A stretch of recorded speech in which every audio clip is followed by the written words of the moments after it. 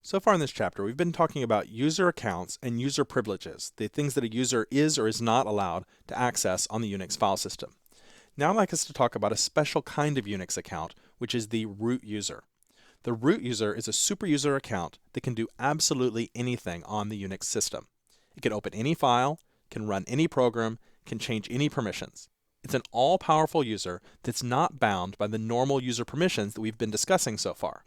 So the root user can see Linda's photos, and it can read Kevin's documents. In fact, it can even delete Kevin and Linda's accounts.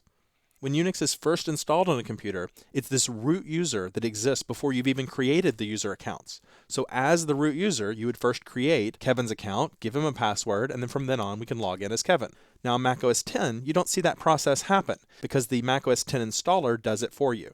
As you're installing Mac OS X, it comes up and says, hey, what information do you want for your first user account? You fill it out, you provide a username and a password, and then acting as the root user, it creates that first user for you, and then it actually disables the root user. So the root user is disabled by default in Mac OS X. Now the root user can be re-enabled, but you don't need to, and I really don't advise it.